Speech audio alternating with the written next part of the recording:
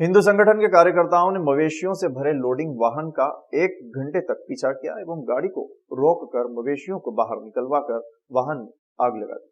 गौ तस्करी के आरोपी वाहन छोड़कर फरार हो गए। यहां आपको बता दें कि लोडिंग वाहन बड़नगर रोड से आगर की ओर जा रहा था। गौ तस्करी की सूचना पर हिंदू संगठन के कार्यकर्ताओं ने कार से इसका पीछा किया। घटिया स्थित सरकारी अस्पताल के पीछे वाहन को पकड़ लिया, लेकिन इसमें सवार लोग भाग निकले। इस पर हिंदू संगठन के युवाओं ने गायों को उतारकर लोडिंग वाहन में तोड़फोड़ की। इसके बाद आग लगा दी। एसपी सत्येंद्र कुमार शुक्ल ने जानकारी देते हुए बताया कि वाहन में आग लगने की जानकारी लगी है। मामले में केस दर्ज करके 2 आरोपी चिन्हित किए गए हैं। शेष आरोपी की पहचान की जा रही है। कुछ लोगों ने उनका आरोप ऐसा था कि किसी गाड़ी में मवेशियों का परिवहन किया जा रहा है, उसको पीछा किया था और पुलिस को भी सूचना दी थी। पुलिस जब तक पहुंची वहां तब तक ये देखा कि उसमें जो उनका पिकअप है उस पर आग लगाई थी। इस पर आगजनी का एक प्रकरण दर्ज किया गया है और हमने 2 आरोपी हमारे चिन्हित हैं। शेष आरोपियों की पहचान स्थापित करके कार्रवाई की जा रही है।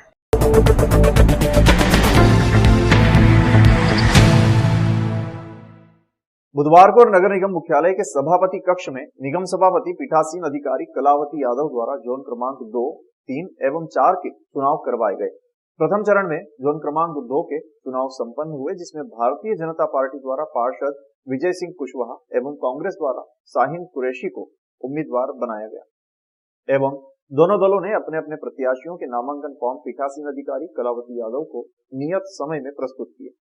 समय पूर्ण होने के बाद दोनों उम्मीदवारों के नामांकन फॉर्म का परीक्षण किया गया, जिसमें विजय सिंह कुशवाहा का नामांकन फॉर्म सही पाया गया एवं शाहीन कुरैशी का नामांकन फॉर्म में त्रुटि पाई गई, जिस पर पीठासीन अधिकारी द्वारा विजय सिंह कुशवाहा को निर्विरोध अध्यक्ष घोषित कर दिया गया। इसको लेकर कांग्रेस द्वारा हंगामा करते हुए आपत्ति दर्ज कराई गई। कांग्रेस नेता मुजीब सुपारीवाला ने इसे लोकतंत्र की हत्या बताते हुए निराशा जाहिर की।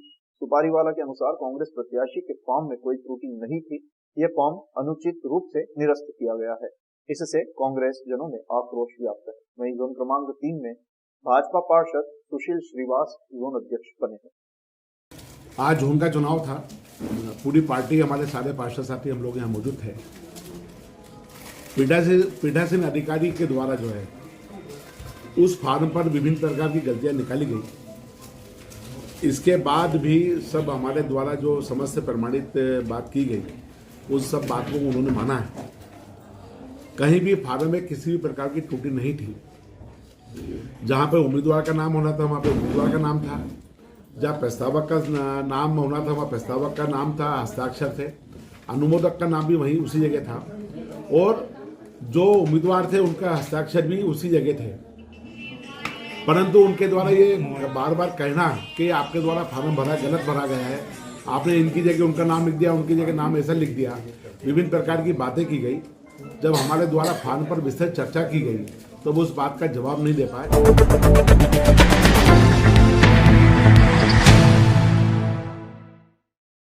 श्री परशुराम ब्राह्मण संगठन द्वारा पार्षद माया राजेश त्रिवेदी के नेतृत्व में श्री परशुराम जी की जन्मस्थली जानापाव एवं ज्योतिर्लिंग श्री ओंकारेश्वर के लिए ब्रह्मजन यात्रा का आयोजन हुआ। बाबा महाकाल की नगरी से लगभग 1,500 से अधिक ब्राह्मण जन इस यात्रा में शामिल हुए। यात्रा में सम्मिलित धर्मजनों ने श्री जानापाव पहुंचकर देश की अखंडता के लिए शपथ ली। महामंडलेश्वर शैलेश आनंद जी, आचार्य अखिलेश महाराज, सुलभ शांति गुरु महाराज, काशीदास जी महाराज, विशालदास जी महाराज, सुरेंद्र कुमार शर्मा, भगवान शर्मा, अनोखीलाल शर्मा, केदारनाथ शुक्ला के सानिध्य में शुभारंभ हुई। यात्रा में श्री परशुराम ब्राह्मण संगठन के संस्थापक अध्यक्ष पंडित राजेश त्रिवेदी, मोहन नागर, गिरीश पाठक, देवेंद्र पुरोहित, शैलेंद्र शर्मा, अखिलेश चौबे, मनोज दुबे, उमेश भट्ट, राजेश शर्मा, राजन तिवारी, बसंत त्रिवेदी, अभिजीत दुबे, कैलाश व्यास, धर्मेंद्र पांडे, अजय प्रकाश, वीरेंद्र मंडलोई, श्याम पंचोली, प्रणव गर्ग आदि उपस्थित हुए।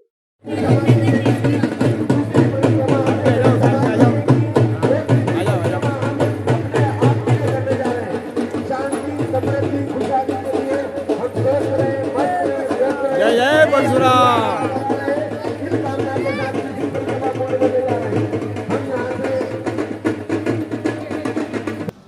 ब्रह्मजन की एक यात्रा उज्जैन से प्रारंभ होकर के भगवान परशुराम जी की जन्मस्थली जानापाव पहुंची। भगवान परशुराम जी के यहाँ जो सरोवर, जहाँ 7.5 नदियों का जल है, वहाँ पर सरोवर का पूजन करते हुए उनके शस्त्र फरसे का पूजन, अभिषेक करके वहाँ पर उसकी 3 परिक्रमा सभी लोगों ने ली। इन तीनों में 3 सूत्र थे जिनकी प्रार्थना भी परशुराम जी से की।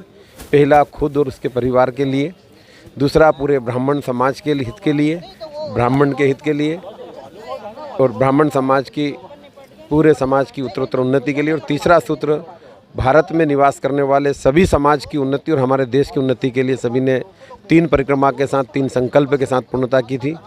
पश्चात यात्रा परशुराम जी के यहाँ जाना पाव से ओंकारेश्वर पे हम पहुँचे हैं, और यहाँ पर ओंकार महाराज जी का और ममलेश्वर जी का पूजन सभी लोगों ने किया।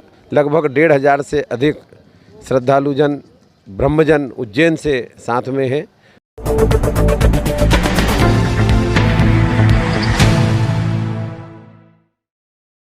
महापौर ने रात्रिकालीन रैन बसेरों का औचक निरीक्षण किया और कड़ाके की ठंड में फुटपाथ पर सो रहे नागरिकों से चर्चा कर रैन बसेरा पर भेजा। नगर निगम द्वारा संचालित अटल आश्रय स्थलों पर ठंड से बचाव की समुचित व्यवस्था की गई है। सभी जगह अलाव जलाए जा रहे हैं। इसी क्रम में महापौर मुकेश टटवाल द्वारा रात्रिकालीन नगर निगम द्वारा संचालित रैन बसेरों का औचक निरीक्षण करते हुए व्यवस्थाएं देखी गई। साथ ही फुटपाथ पर सो रहे नागरिकों से चर्चा करते हुए उन्हें निगम द्वारा संचालित रैन बसेरों में सोने हेतु भेजा गया।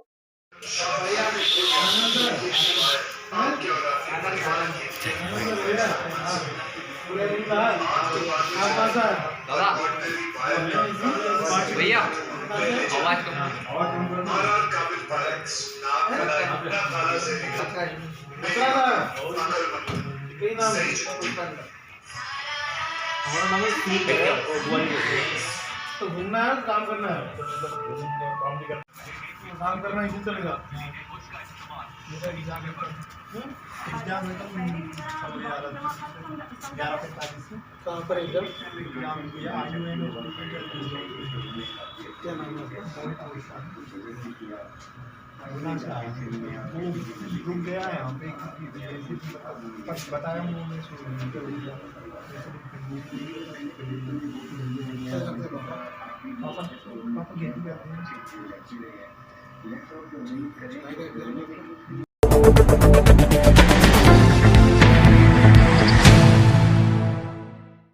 शिप्रा तट पर आयोजित कार्यक्रम में आचार्य चाणक्य के जन्म दिवस पर परशुराम युवा संगठन, सद्भावना मंच एवं माया राजेश त्रिवेदी मित्र मंडल द्वारा भागवताचार्य ब्रह्मवाणी के प्रखर वक्ता आचार्य अखिलेश जी महाराज को आचार्य चाणक्य सम्मान दिया गया। कार्यक्रम में परशुराम युवा संगठन के संयोजक राजेश त्रिवेदी, माया त्रिवेदी, गिरीश पाठक, अजय शंकर जोशी, मोहन नागर, श्रवण शर्मा आदि उपस्थित थे। मां शिप्रा के पावन तट पर भगवान महामृत्युंजय शिव के इस देदीप्यमान भूभाग पर ईमान मंच के द्वारा और अखिल भारतीय परशुराम संगठन के द्वारा जो ये आज यथोचित जिसे इन्होंने सम्मान का शब्द दिया, मैं इसे सम्मान रूप में नहीं प्रेम रूप में स्वीकार करूंगा, क्योंकि स्वजनों से सम्मान की चाहे मति भ्रष्ट करती है और कई बार मनुष्य उस अहंकार में दुराग्रह कर बैठता है, तो दुराग्रही व्यक्ति की सामाजिक मृत्यु निश्चित है। आज 10 जनवरी है, जो आचार्य चाणक्य जी का जन्मोत्सव का दिवस है। आज परशुराम युवा ब्राह्मण संगठन, सद्भावना मंच और माया राजेश त्रिवेदी मित्र मंडल के द्वारा आज यह चाणक्य सम्मान हम लोग प्रतिवर्ष प्रदान करते हैं और ये 6ठा वर्ष है हमारा। तो ये आज हम लोगों ने ये आचार्य चाणक्य सम्मान जो है हमारे यहाँ के भागवताचार्य और ब्रह्मवाणी के प्रखर वक्ता आचार्य अखिलेश जी महाराज को प्रदान किया है। हम आज अपने आप को बहुत ही हर्षोल्लास महसूस कर रहे हैं।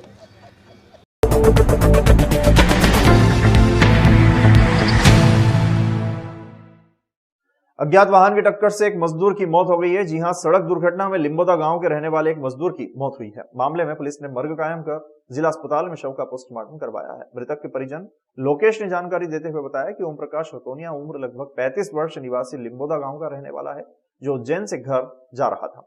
उसी दौरान अज्ञात वाहन ने ओम प्रकाश को टक्कर मार दी, जिसमें उसकी मौत हो गई। मामले में पुलिस ने मर्ग कायम कर जिला अस्पताल में शव का पोस्टमार्टम करवाया है। ये एक्सीडेंट हुआ था रोड पे। पुलिस वाले का फिर हमारे पास फ़ोन आया कि तुम्हारा कोई, मेरे पास आया था कि बोले तुम्हारे गांव का कोई है तो उनके एक्सीडेंट हो गया है। तो हम आए, जब तक वो पुलिस वाले यहाँ लेके आ गए थे। कहाँ से कहाँ जा रहे थे? ये उज्जैन से घर जा रहे थे। तो रास्ते में हमारे पास फ़ोन आया, बोले कि ऐसा हो गया है। तो मैंने चलो ठीक है फिर आते हैं। हम यहाँ आए विजय मंडी के पास में।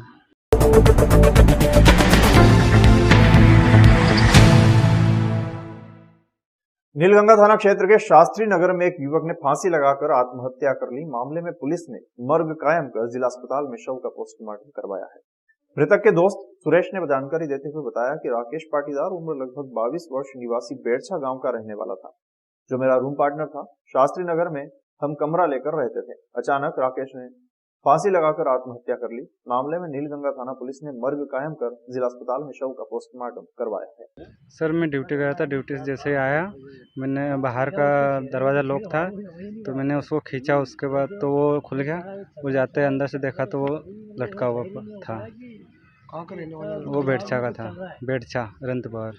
यहाँ क्या करता था? कहाँ पर? ये शास्त्री नगर में रहते थे रूम से। क्या काम करता था? नर्सिंग चल रही थी और होम केयर पे बोतल इंजेक्शन लगाने जाता था वो, और मैं होम केयर पे परमानेंट ड्यूटी रख कर।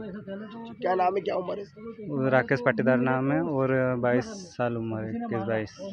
क्या करना आ रहा है फांसी लगाना कुछ? सर ये तो नहीं आइडिया, लेकिन मोबाइल से पता चलेगा जो कुछ है, क्योंकि मोबाइल शेयर नहीं करता था वो हमसे।